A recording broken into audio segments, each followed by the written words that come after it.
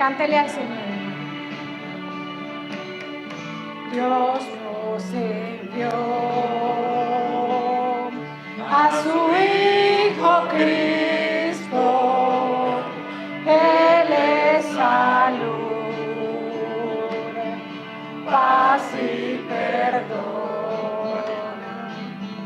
Murió y murió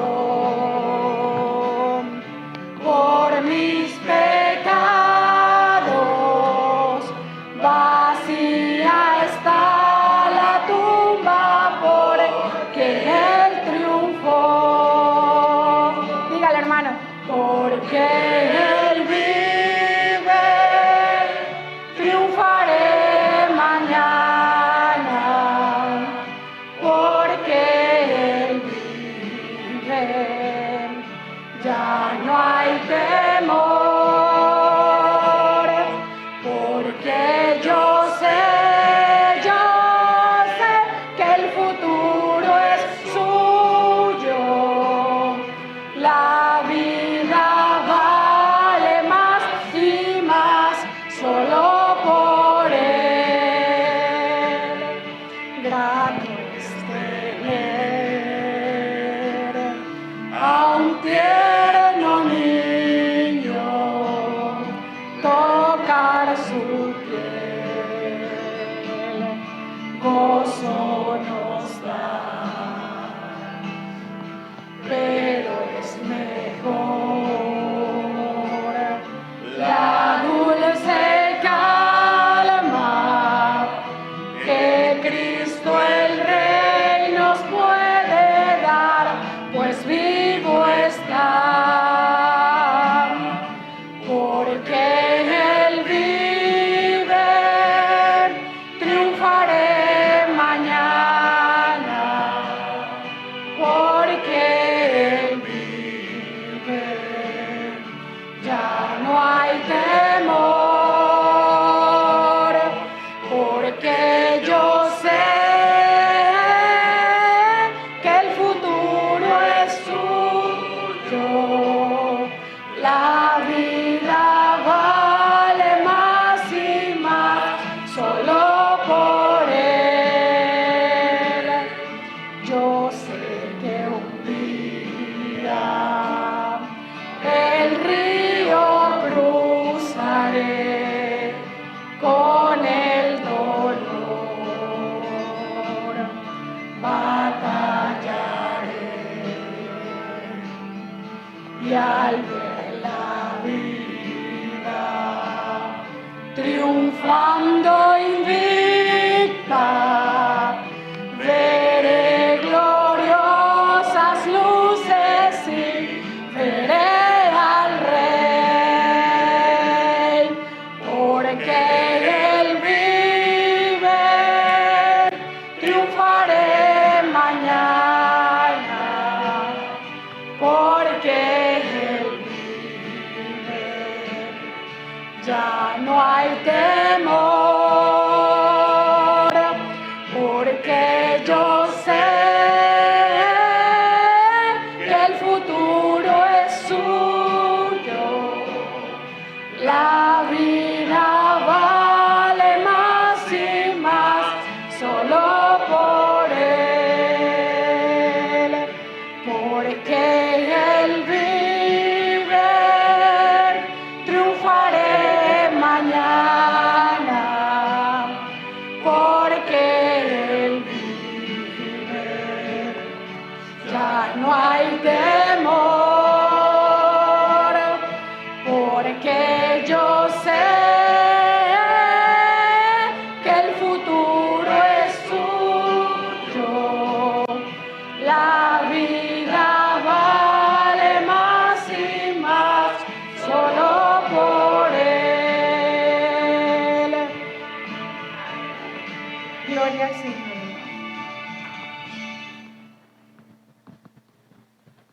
Aleluya. Pueden sentarse, amados hermanos.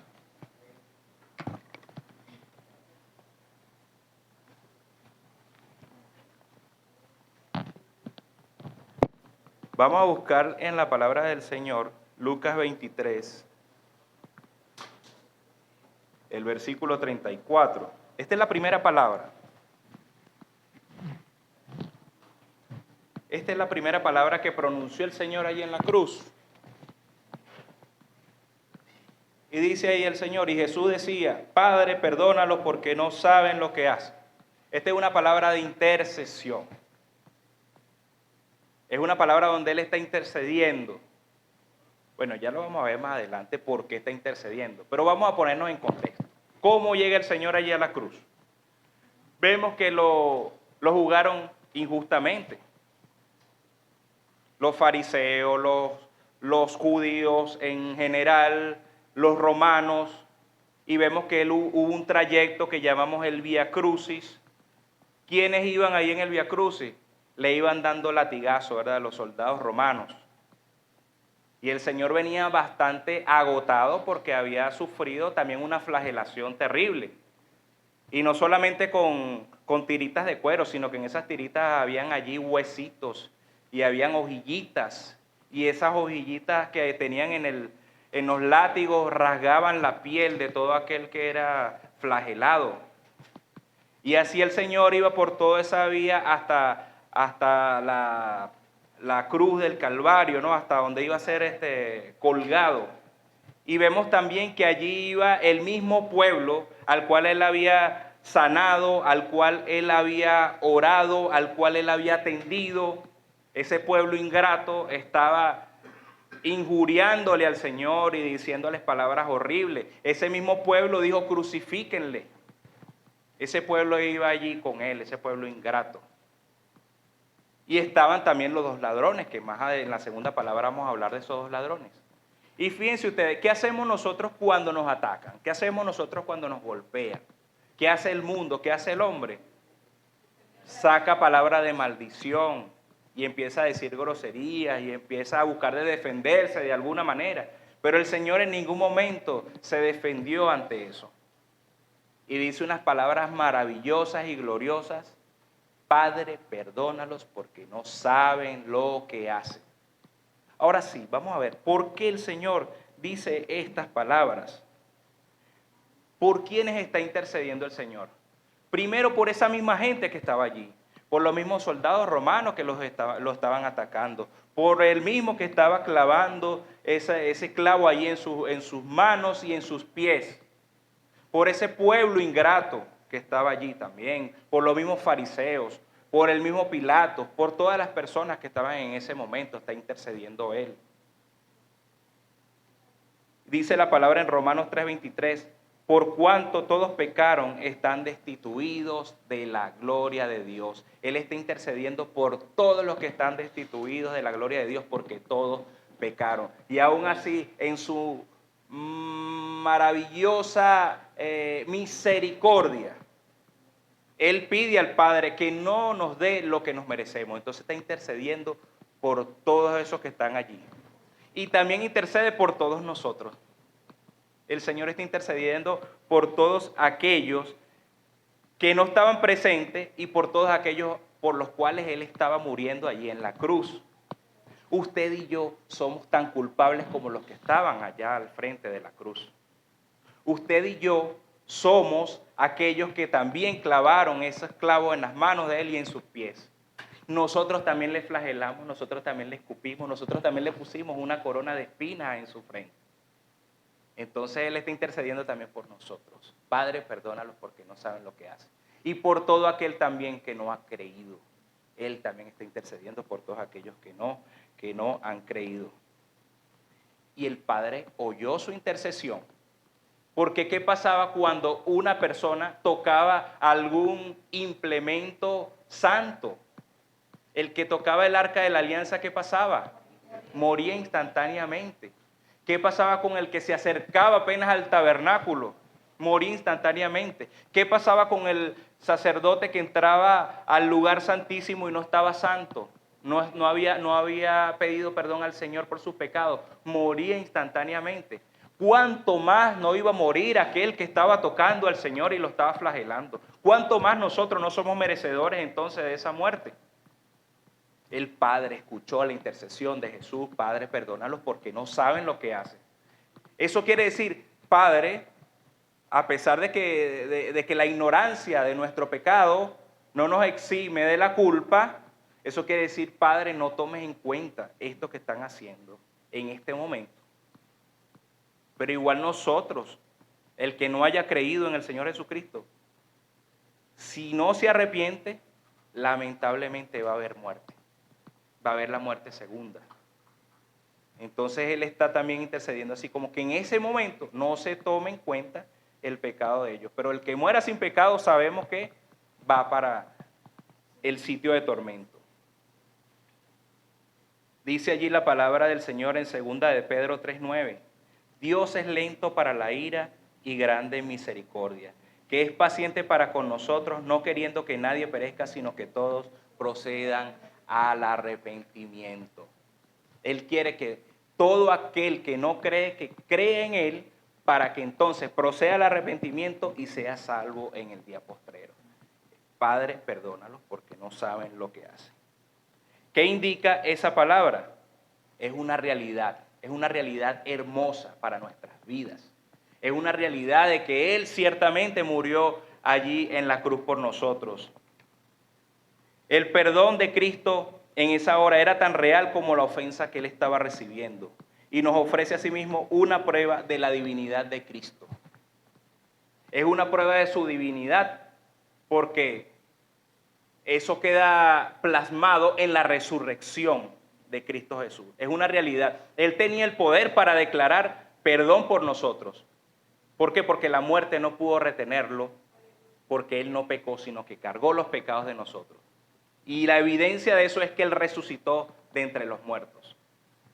Cualquiera puede decir, Padre, perdónalos porque no saben lo que hacen, pero a la hora de morir queda allí, en la tumba. Pero como Él sí tenía poder y autoridad para decirlo realmente, con poder resucitó al tercer día de entre los muertos. ¿Cuál es la razón que el Señor expone? Primero, que no saben lo que hacen. Es decir, que no entendían realmente por qué lo estaban crucificando. Simplemente ellos tenían odio al Señor, tenían envidia por el Señor, porque el Señor sacó los mercaderes del templo, porque el Señor sanaba en el día de reposo, porque el Señor lo seguían masas y masas de personas. Era una envidia que tenían realmente contra Él. Y los romanos, simplemente porque no haya una sedición allí en Jerusalén, hicieron lo que les dijeron los fariseos y los judíos. Ellos estaban cegados realmente por el mismo diablo, estaban cegados por el mismo Satanás. Y la razón es que el Señor ve la ignorancia del pueblo y por eso dice que ellos no saben lo que hacen. Esa es una de las razones. Nótese, sin embargo, que aun cuando aquel pecado era de ignorancia, como les había comentado, no por eso dejaba de merecer castigo. Y también tomemos en cuenta que todos nuestros pecados, aun aquellos cometidos en ignorancia, merecen castigo. Por lo tanto, aquel que no ha conocido al Señor tiene la oportunidad de venir a sus pies en arrepentimiento y en un corazón contrito delante de Él y pedirle al Señor que lo perdone y que le dé la salvación y que le dé la vida eterna. La segunda palabra está ahí mismo en Lucas 23, en el versículo 43, ahí dice, entonces Jesús le dijo, de cierto te digo que hoy estarás conmigo en el paraíso. Eso se lo dice a uno de los ladrones que estaba con él dicen que uno a la derecha y el otro a la izquierda, que el Señor estaba allí en el medio. Y dice la historia, o digamos así, la tradición, que ellos se llamaban Dimas y el otro nombre por allí dice Dimas y Gestas. Si vamos al versículo anterior, miren la actitud del que se arrepiente, en el versículo 42. Y dijo a Jesús, acuérdate de mí cuando vengas en tu reino. Allí hay un tipo de arrepentimiento, que hablamos de eso cuando se predicó el arrepentimiento. Está el arrepentimiento humano y está el arrepentimiento espiritual. Este es un arrepentimiento espiritual. ¿Cuál es la diferencia entre el arrepentimiento humano y el arrepentimiento espiritual? Que el arrepentimiento humano es simplemente reconocer ante el otro que le he hecho alguna falta y simplemente me arrepiento por lo que hice, pues en ese momento. Eso es un arrepentimiento humano. Pero el arrepentimiento espiritual es cuando reconocemos que nuestra falta es directamente contra Dios.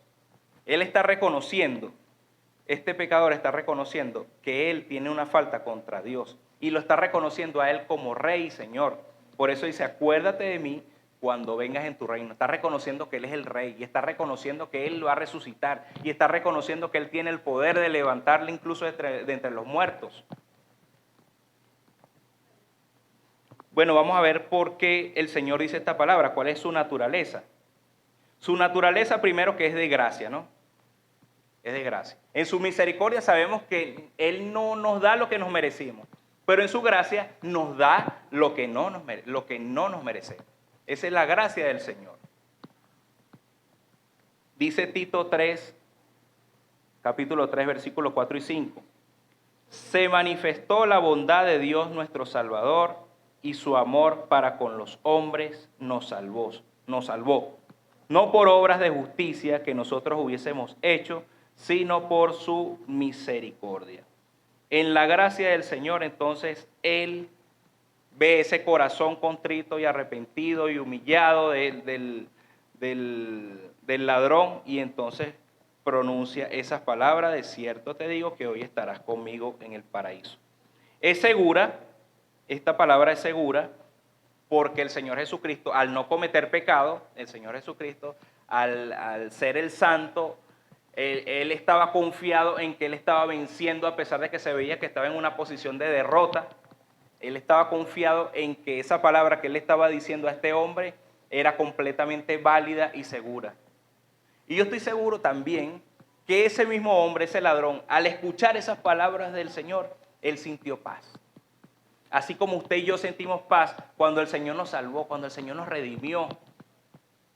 Y tuvimos ese gozo de poder compartir ese testimonio con otras personas. Igualmente estoy seguro que ese ladrón, a pesar de su agonía, él también tenía gozo de compartir eso con otras personas. Seguramente le decía también al otro ladrón: arrepiéntete tú también, reconoce que tú también eres un vil pecador y pídele a Él que también te deje entrar a su reino.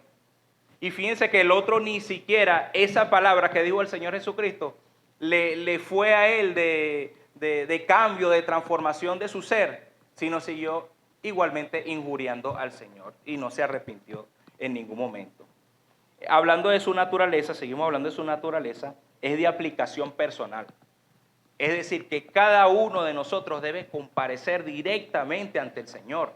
No nos salvamos ni en grupo, no nos salvamos por iglesia, no nos salvamos por la oración de otro, sino nos salvamos es por el arrepentimiento individual y el reconocimiento del Señor como nuestro Salvador y nuestro Señor.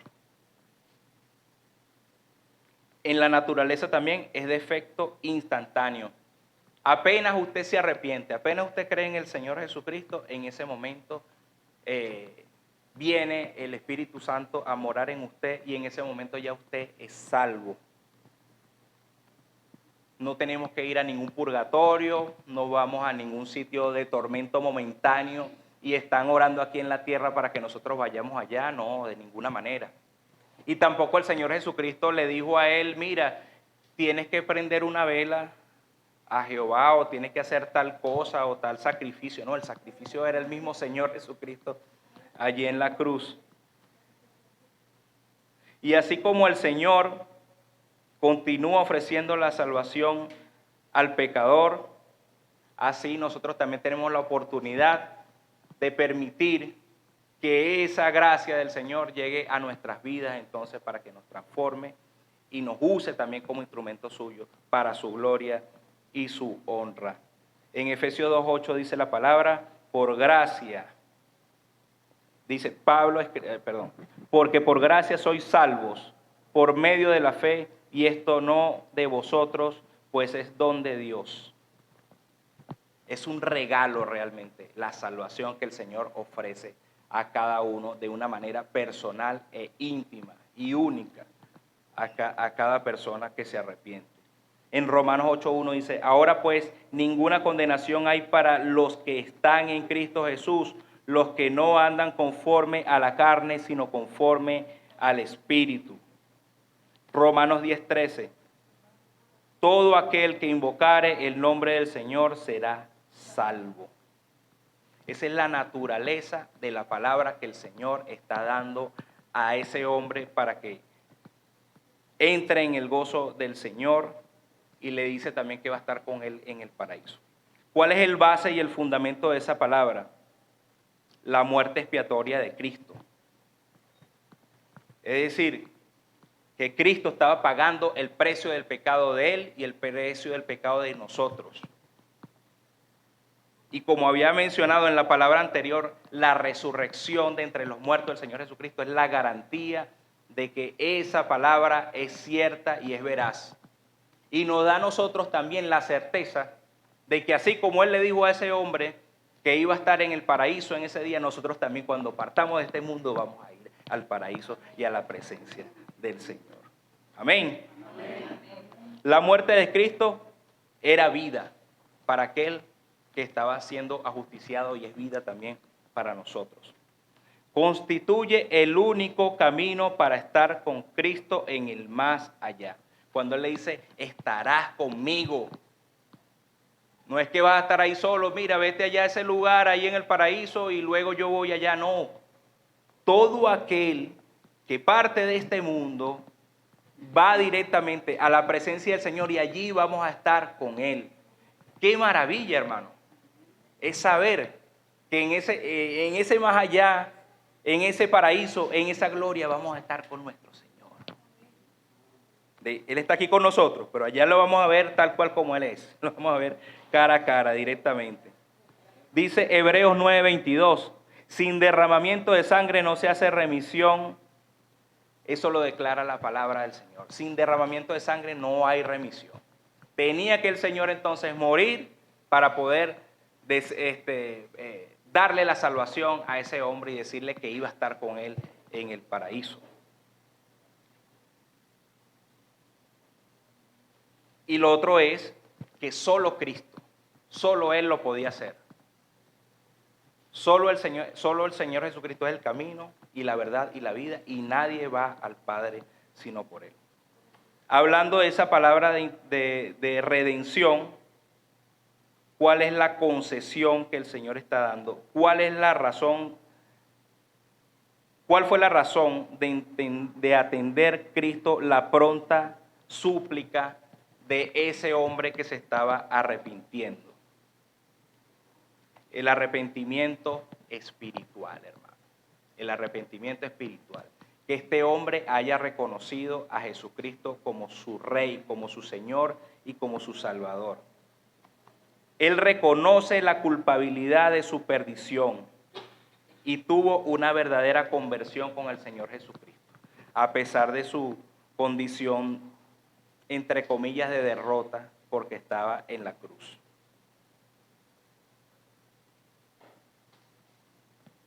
Jesús lo redime y Él lo acepta como su Redentor y como su Rey. De igual manera se salva hoy también el pecador, aquel que viene a los pies del Señor Jesucristo y le reconoce a Él como su Señor, ese viene a ser salvo. Por eso, mis queridos hermanos, es que esta palabra, estas dos palabras que hemos hablado hoy, la que tiene que ver con la intercesión, Padre, perdónalos porque no saben lo que hacen, nos lleva a nosotros a también perdonar a aquellos que nos ofenden. Nos lleva también a nosotros a dar perdón y ofrecer perdón a toda persona, sin hacer acepción de persona en ningún momento, sino que nosotros podamos simplemente con un corazón humillado y contrito, podamos nosotros perdonar entonces a todas las personas. Y en esta palabra de redención, vemos que el Señor nos está diciendo que debemos compartir esa palabra con otras personas. Eso que el Señor Jesucristo le dijo a este hombre, nosotros podemos compartir esa palabra. De cierto te digo que también estarás con el Señor en el paraíso. De cierto te digo que cuando estés en el paraíso vas a estar con tu Señor. De cierto te digo que a pesar de tus pecados, la muerte de Jesucristo te da salvación y te da vida eterna. Esas son las dos primeras palabras entonces que tenemos para ustedes en este día especial. Que el Señor les continúe bendiciendo grande, rica y poderosamente.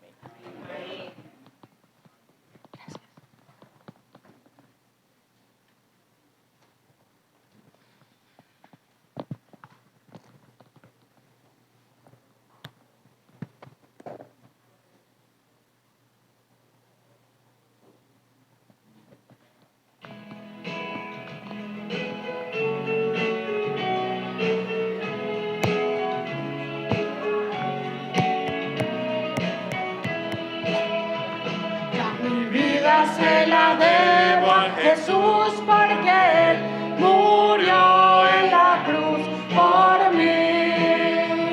Ya mi vida se la debo a Jesús porque Él murió en la cruz por mí. Vida nueva encontré en la cruz de Jesús porque Cristo mi deuda pagó. Vida nueva encontré en la cruz de Jesús porque Cristo mi deuda pagó. Yo me rindo a los pies de Jesús, mi Señor, porque fui un infiel pecador. Yo me rindo a los pies de Jesús, mi Señor, porque fui un infiel pecador.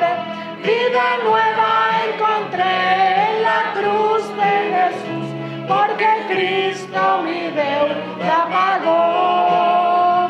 Vida nueva encontré en la cruz de Jesús, porque Cristo mi deuda pagó. Pecador, el Santo Espíritu te llama a ti, ven a Cristo y salvo serás. Pecador, el Santo Espíritu te llama a ti, ven a Cristo y salvo serás. Vida nueva encontré en la cruz de Jesús, porque Cristo mi deuda pagó. Vida nueva encontré en la cruz de Jesús, porque Cristo mi deuda pagó. Vida nueva encontré en la cruz de Jesús, porque Cristo mi deuda pagó. Amén.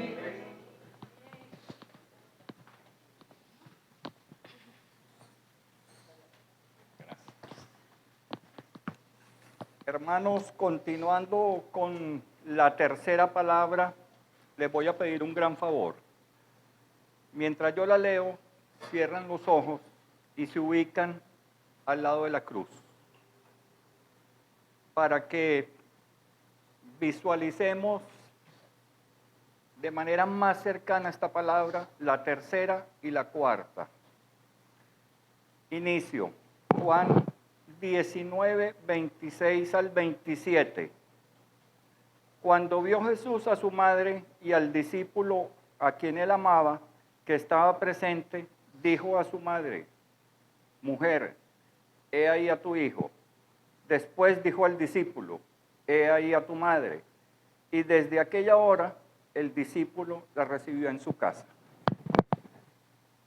Quiero hacer un paréntesis. Este es un pasaje que ha sido sacado de contexto, por tanto ha sido un buen pretexto.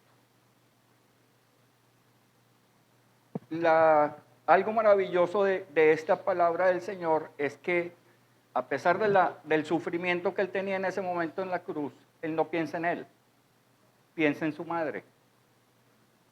Y le dice, de alguna manera le está diciendo: no te puedo seguir cuidando, pero no te voy a abandonar. Te voy a dejar en las manos de mi mejor amigo. Y al amigo le dice: cuida a mi madre, que ella va a ser como una madre para ti. Y a partir de ese momento, Juan la recibe en su casa le da techo y asume la responsabilidad total por ella. Es increíble cómo el Señor en momentos de nuestras vidas difíciles parece que nos quitaron consuelo, pero nos viene otro consuelo de otro sitio que no esperamos. Y eso fue lo que hizo el Señor con su madre. No la dejó desamparada. Es importante que pensemos que como hijos debemos velar y honrar a nuestros padres y proveerles lo necesario durante su vida. Fomentarles el bienestar. Y aquí vale la pena tocar Éxodo 20:12. Honra a tu padre y a tu madre para que tus días se alarguen en la tierra que Jehová tu Dios te da. Hermanos, yo creo que debemos reflexionar muy en serio los que tenemos a nuestros padres vivos aún, si los estamos honrando adecuadamente, si estamos velando por ellos desde el punto de vista material y espiritual, si los acompañamos en cada una de sus dificultades y a lo largo de su vida, y si tenemos diferencias con algunos de los padres, ¿qué estamos haciendo para restituirlas? ¿Estamos esperando que se solucionen solas, que el perdón venga de otro lado y no de parte nuestra? Y eso implica a todo el núcleo familiar. ¿Honramos realmente al Señor, a su palabra, con nuestro proceder con nuestros familiares? ¿O lo estamos dejando al libre albedrío? Sigamos el ejemplo del Señor. Preocupémonos y ocupémonos de nuestros padres y de nuestros familiares más cercanos. La segunda palabra, Mateo 27:46. Cerca de la hora novena, Jesús clamó a gran voz diciendo, Elí, Elí, lama sabactani, esto es, Dios mío, ¿por qué me has desamparado? Ya el pastor nos puso en contexto sobre lo que pasó antes de llegar al Gólgota. Aquí yo quiero también poner algo de contexto y es Marcos 15:25. Dice, era la hora tercera cuando lo crucificaron. La hora tercera equivale a las 9 de la mañana. Y Mateo 45, un versículo antes del que nos corresponde, dice, y desde la hora sexta hubo tinieblas sobre toda la tierra hasta la hora novena. La sexta equivale a las 12 y la novena a las 3. Y esas tinieblas no solamente eran físicas, eran espirituales. En las escrituras el término tinieblas se usa en diferentes contextos. Uno de ellos en Génesis 1:2, cuando la tierra estaba en tinieblas. Otro pasaje es, el Señor envolvía su gloria en las tinieblas, también lo vemos en Éxodo 20:21.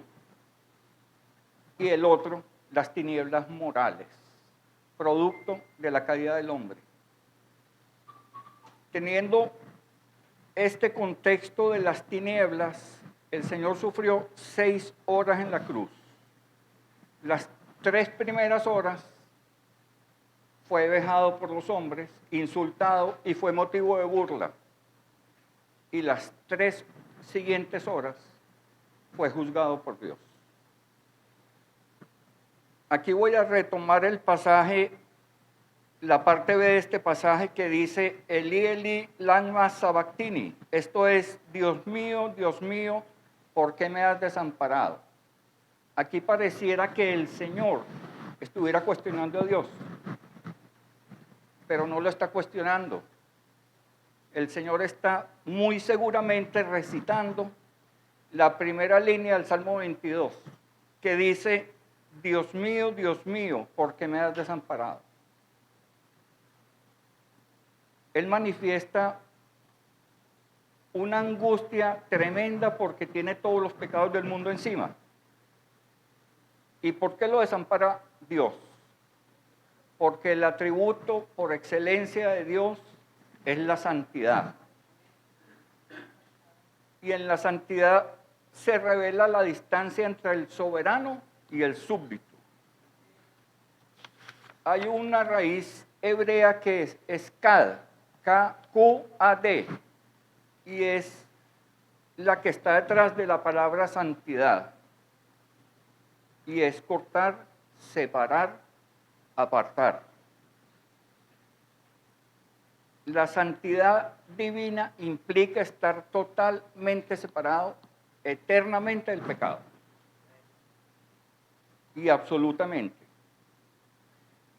Y Dios en ese momento consideró a Jesús nuestro sustituto. Y lo tuvo que abandonar por el pecado. Isaías 53, 10. La segunda parte de ese pasaje dice, cuando haya puesto su vida en expiación por el pecado, verá linaje, vivirá por largos días y la voluntad de Jehová será en su mano prosperada. Expiación, lo vemos mucho en Levítico y en Números. Y expiación es que un tercero asume nuestra culpa. Y es maravilloso ese amor del Cordero en este momento. O sea, yo creo que es una cosa que debemos mirarla, interiorizarla. El amor de Dios, de Jesús por nosotros, es incalculable. ¿Respondemos nosotros a ese amor?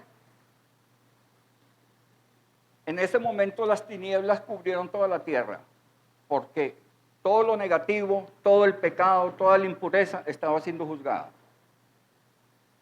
Y el Señor desamparó a Cristo. Y lo desamparó porque Cristo no solamente tomó todos los pecados, sino que se hizo pecado. Primera de Pedro 3:18. Porque también Cristo padeció una sola vez por los pecados, el justo por los injustos, para llevarnos a Dios, siendo la verdad muerto en la carne, pero vivificado en espíritu. Llevó nuestros pecados. Y en segunda de Corintios 5:21, dice, al que no conoció pecado, por nosotros lo hizo pecado, para que nosotros fuésemos hechos justicia de Dios en él. O sea, también fue hecho pecado. No solamente llevó nuestros pecados, sino que él fue hecho pecado. Es impresionante meditar en este pasaje porque nosotros honramos al Señor realmente. Después de lo que Él hizo por nosotros, fue nuestro sustituto. Fue el que asumió nuestros pecados al ser expiación. Y el grito de agonía del Señor en la cruz no solamente era físico, era espiritual, porque se rompió la armonía entre la naturaleza humana y la naturaleza divina. Y el Dios que antes había tenido complacencia en él, no la tuvo en ese momento, porque él era pecado. Y la agonía del Señor fue doble, espiritual y física. Y lo hizo para que nosotros no estuviéramos separados eternamente del Señor. Reflexionemos si honramos al Señor. Miren al hermano que está a su lado, derecho o izquierda. ¿Ustedes lo aman? ¿Ustedes lo aman como nos ama el Señor a nosotros? Yo creo que vale la pena que nos lo nos lo preguntemos. Desde el fondo de nuestro corazón, amamos al prójimo, a los hermanos en la fe y a los desconocidos, a los indigentes, a los que a veces son ácidos con nosotros. Meditemos seriamente en la palabra de Dios, porque si la palabra y la cruz no nos transforma, no nos transforma nada.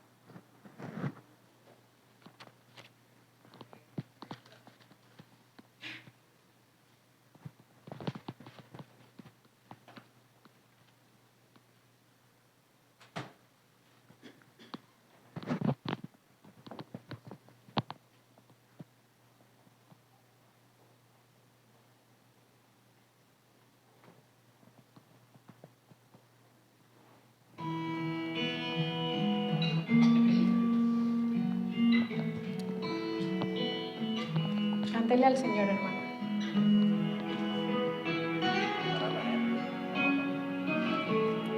Y si gusta, póngase de pie. En el monte Calvario estaba una cruz, emblema de afrenta y dolor. Y yo amo esa cruz, donde murió mi Jesús por salvar al más vil pecador. Oh, yo siempre amaré esa cruz, en sus triunfos mi gloria será. Y algún día, en vez de una cruz, mi corona Jesús me dará.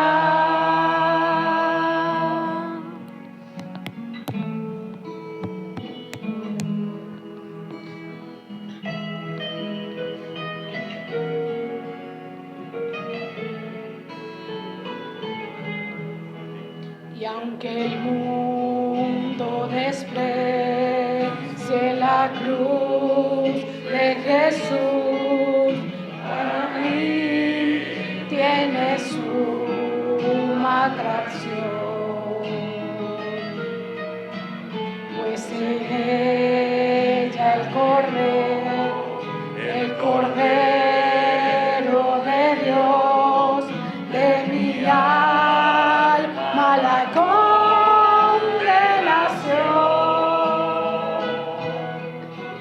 Oh, yo siempre amaré a esa cruz, en sus triunfos mi gloria será. Y algún día, en vez de una cruz, mi corona Jesús me dará.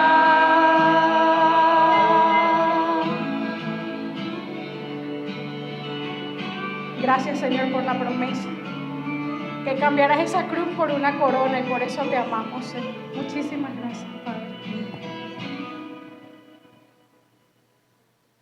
Oh, yo siempre amaré a esa cruz, en sus triunfos mi gloria será.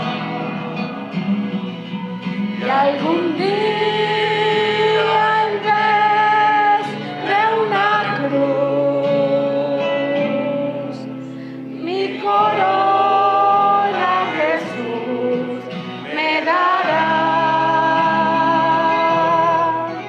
Mi corona Jesús me dará.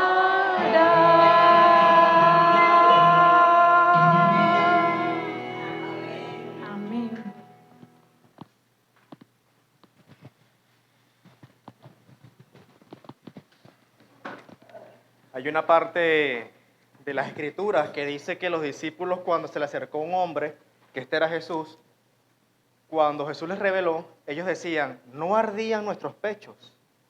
Hermano, y le pregunto a ustedes esta mañana, ¿sus pechos no arden esta mañana? Por cada alabanza, por cada palabra aquí expresada. Y si nuestros pechos arden, hermanos, es porque tenemos el Espíritu Santo.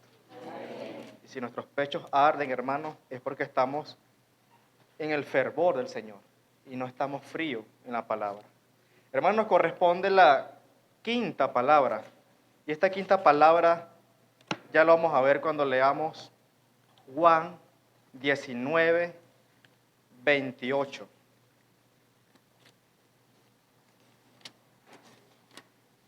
Dice la palabra del Señor. Después de esto, sabiendo Jesús que ya todo estaba consumado, dijo, para que la Escritura se cumpliese, tengo sed. La quinta palabra, hermano, es tengo sed. Y qué increíble que cuando el Señor dice esa palabra, pero versículos antes, en Juan capítulo 7, versículo 37, dice el Señor, si alguno tiene sed, venga a mí. Y podemos decir que el Señor se estará contradiciendo, y realmente no es así. Y lo vamos a ver. Sabemos que el Señor es 100% Dios, ¿y qué más? 100% hombre. Y hermanos, déjeme decirle que esta sed que el Señor tenía, la podemos separar en dos tipos de sed. La primera, una sed física. Y usted me dirá, ¿por qué?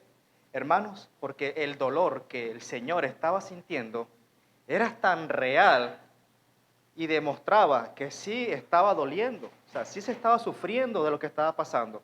Muchos dicen, no, porque era Dios encarnado, Él no estaba sufriendo. Él tenía la ayuda del Padre y no sentía dolor. Y aquí nos demuestra que este tipo de sed era una sed física, porque por todo lo que estaba pasando era algo tan real que ni el ser humano más fuerte podía soportar eso. Ahora, imagine por un momento el momento de que él se deja atrapar, lo llevan preso, y en ese recorrido atado, todo ese recorrido con golpes, lo escupieron. Imagínense los látigos, hermanos, que estos látigos no eran como lo vemos en las películas sencillitos. Estos látigos tenían algunos elementos de hierro que hacía que la piel del que estaba siendo azotado se abriera, se rajara. Hermanos, cargó la cruz por un buen camino.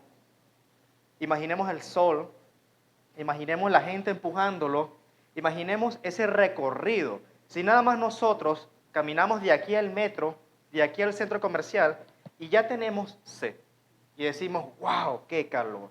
Y nos da sed. Ahora Jesús, viviendo todo eso, era, hermanos, natural que un hombre dijera eso.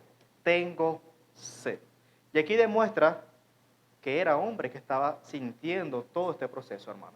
Ahora, a él le dan en Marcos, capítulo 15, versículo 23, él dice que tenía sed y le dieron a beber vino mezclado con mirra, mas él no lo tomó.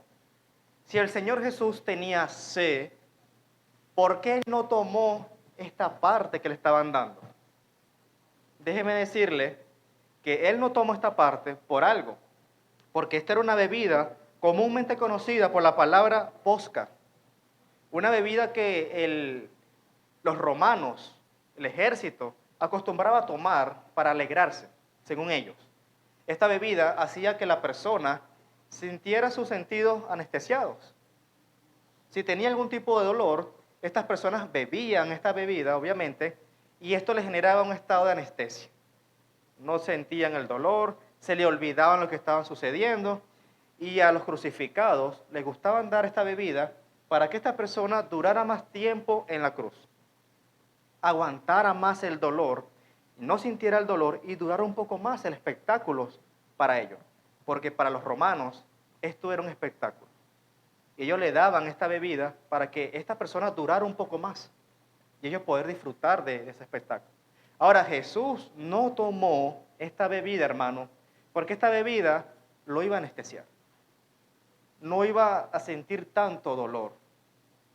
Y esto demuestra, hermano, que Él afrontó todo lo que tenía que afrontar.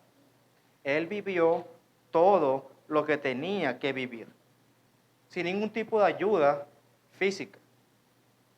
Ahora, usted sabía que en esta sociedad el mundo te ofrece esta bebida. En esta sociedad el mundo te está ofreciendo posca. ¿Y cómo lo podemos encontrar?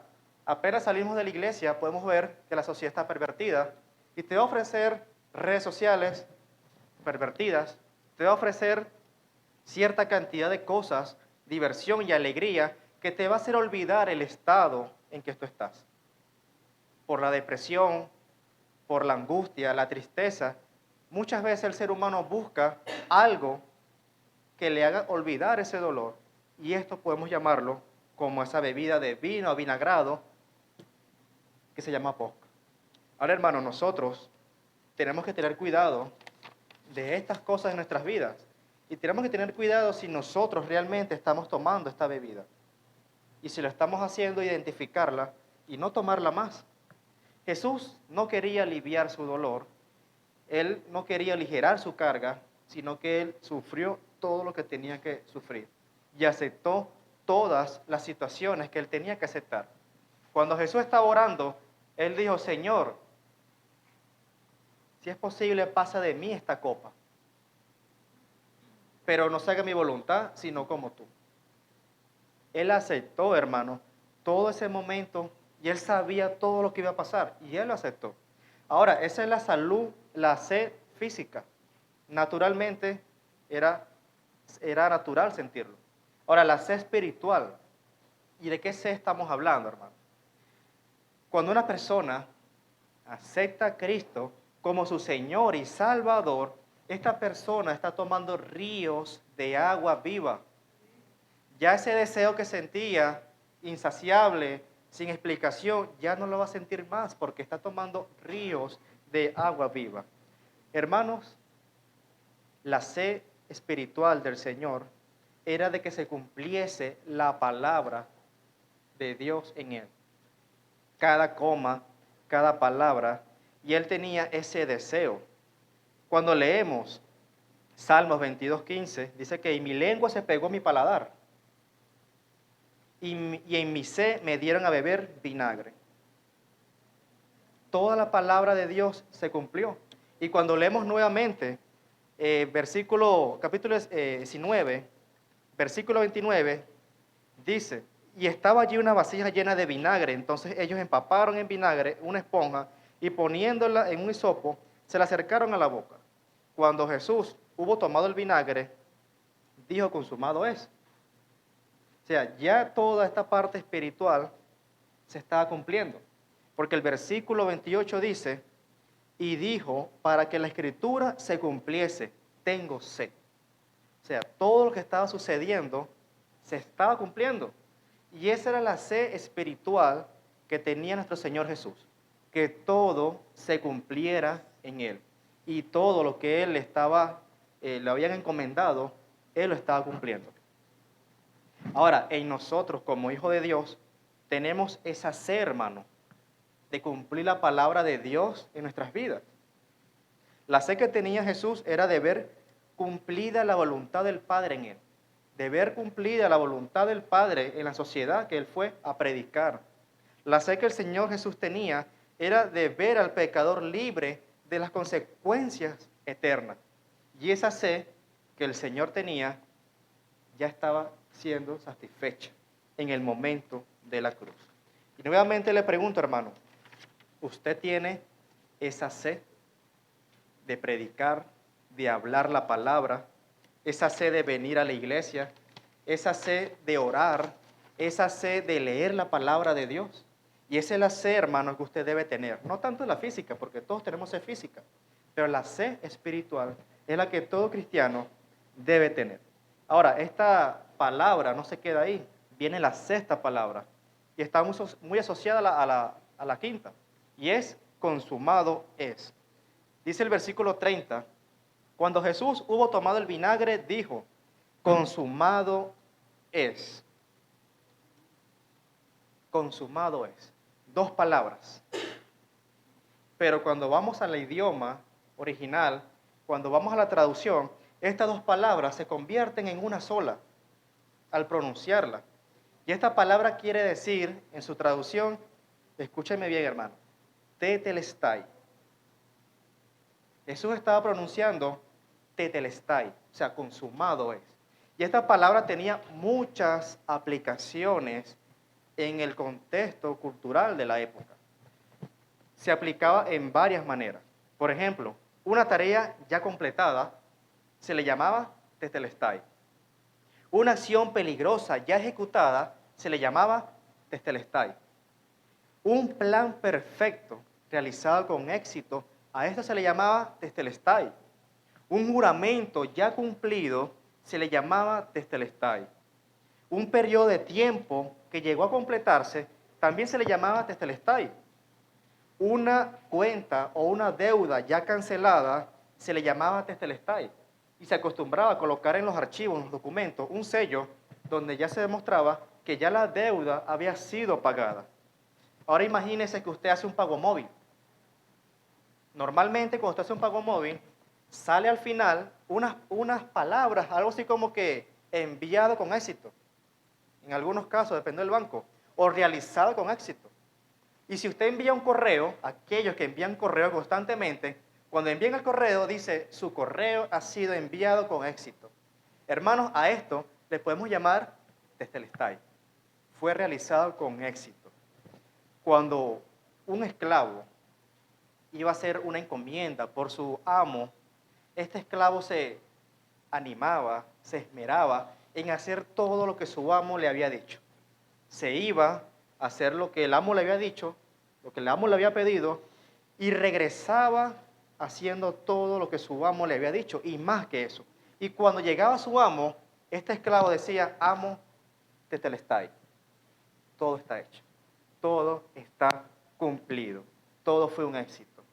Cuando un pintor o un escultor hacía su obra de arte y la terminaba, llegaban expertos a ver la obra para ver si tenían algo que agregar o que quitar. Cuando estos expertos visualizaban la obra, la chequeaban y no tenían nada que quitar o que agregar, estos expertos decían al escultor o al pintor, tetelestai. La obra está perfecta.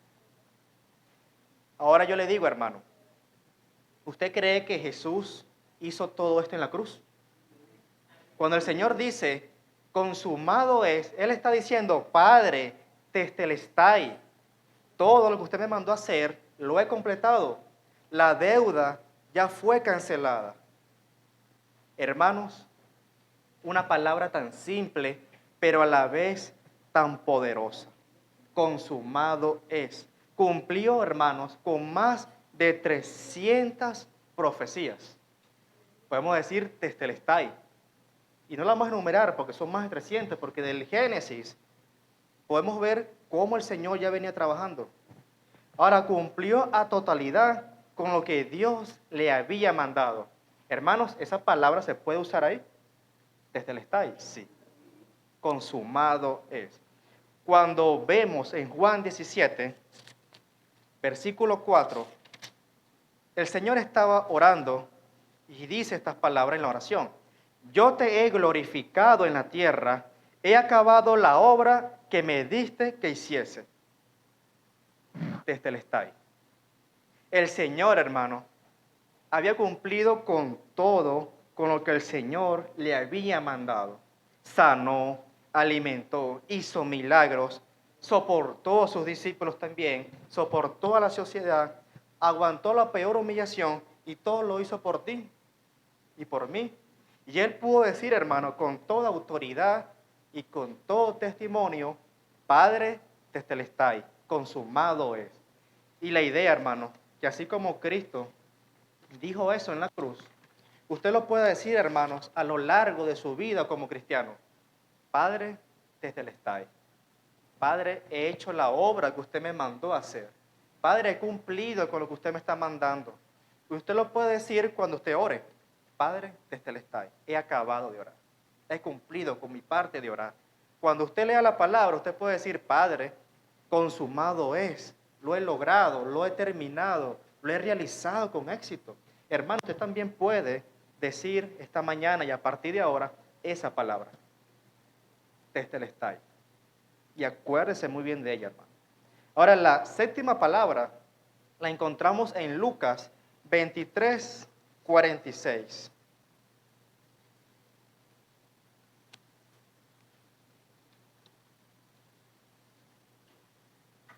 Entonces Jesús, clamando a gran voz, dijo, Padre, en tus manos encomiendo mi espíritu. Y habiendo dicho esto, expiró. Hermano, déjeme decirle que él no estaba dando su último aliento para hablar, porque dice que exclamó a gran voz. Cuando leemos Juan 19:30,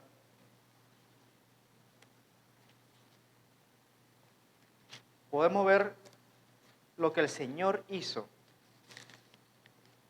Cuando Jesús hubo tomado el vinagre, dijo, consumado es, Tetelestai, y habiendo inclinado la cabeza, entregó su espíritu. A él no lo mataron. Él entregó su espíritu. Normalmente cuando una persona muere, lo primero que hace en ocasiones es inclinarse, o sea, desplomarse. Morir y desplomarse. El Señor no. El Señor primero inclinó su cabeza y entregó el espíritu. Una señal de que él no había sido muerto por las personas que lo estaban hiriendo. Cuando leemos Juan 10, del 17 al 19, podemos respondernos fácilmente esta pregunta. Por eso me llama el Padre, porque yo pongo mi vida para volverla a tomar. Nadie me la quita, sino que yo de mí mismo la pongo. Tengo poder para ponerla y tengo poder para volverla a tomar. Este mandamiento recibí de mi Padre. Y esto solo, hermano, lo puede hacer el Señor Jesús. Así que ya, hermano, de que lo mataron, no. Él entregó su vida. Y Él tiene el poder para entregarla y para tomarla de nuevo. Ahora vean estas palabras que dice en la cruz, la séptima palabra. Clamando a gran voz dijo, Padre, en tus manos encomiendo mi espíritu. Y aquí podemos ver, hermano, la confianza que Jesús tenía con el Padre. De poder decir, Padre, en tus manos encomiendo mi espíritu. Una dependencia total del Padre. Y esto nos pone a reflexionar, hermano, en nuestra vida cristiana. Cuando sucede algo, una adversidad, un problema financiero, se nos va la luz, el internet, el gas, no tenemos comida en la nevera, ¿será que nosotros podemos decir, Señor, en tus manos estamos? Nos pone a pensar. Y Señor Jesús tenía tanta confianza con el Padre que Él lo pudo decir, Señor, en tus manos encomiendo a mi espíritu. Confío totalmente en ti. Mi confianza está en usted.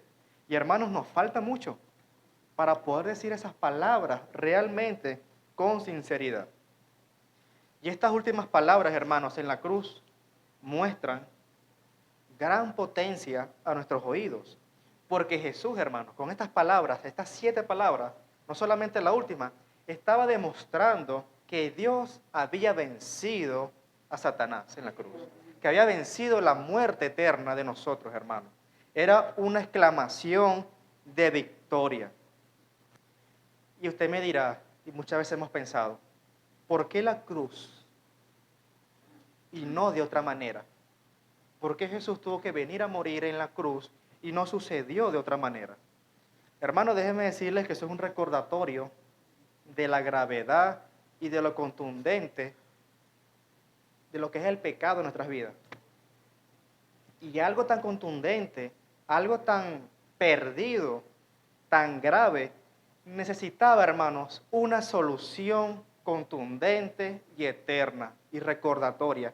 Y eso fue, hermano, lo que sucedió en la cruz.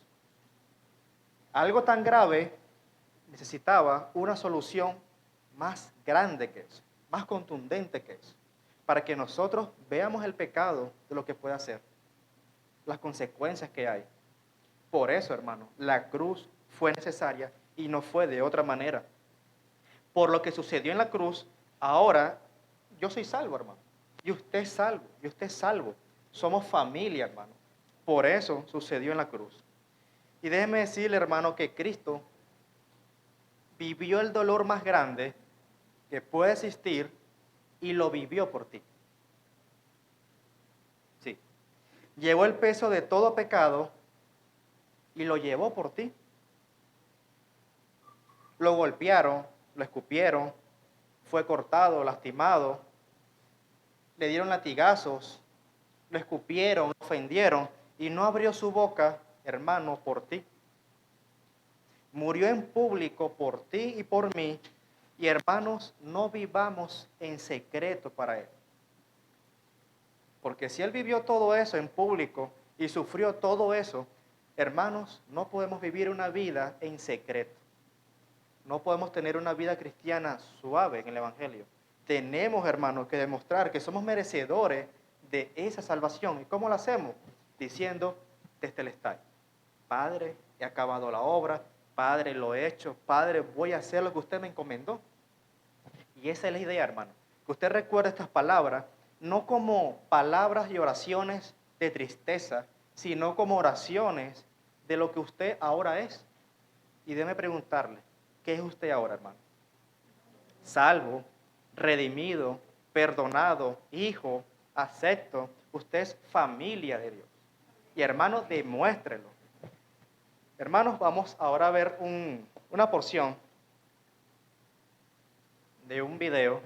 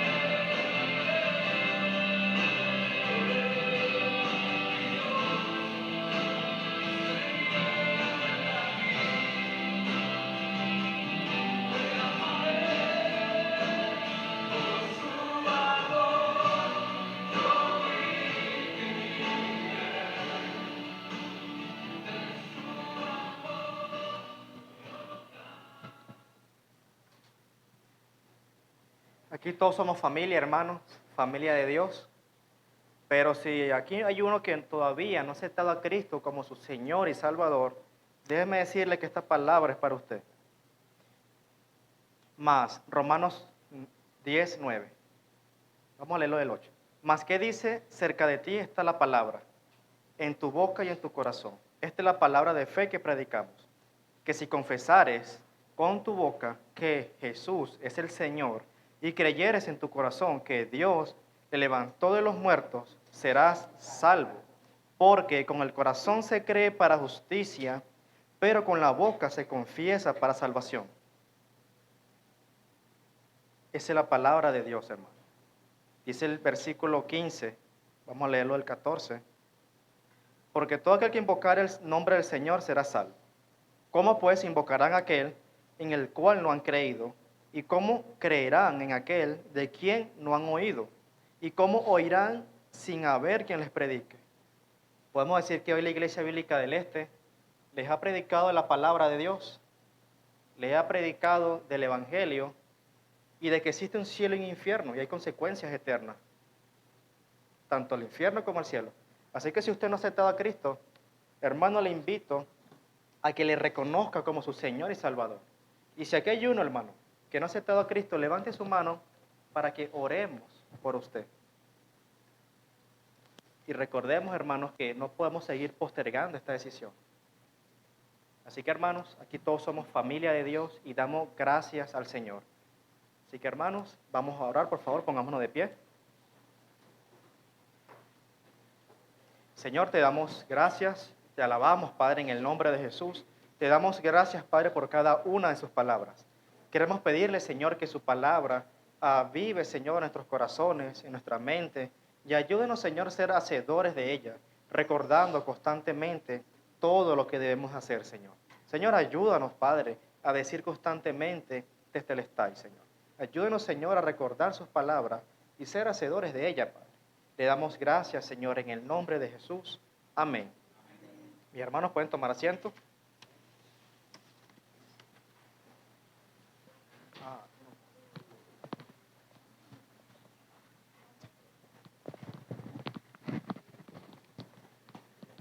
Damos gracias al Señor por entregar su vida por nosotros en la cruz. Damos gracias al Señor porque aún en su agonía tuvo fuerza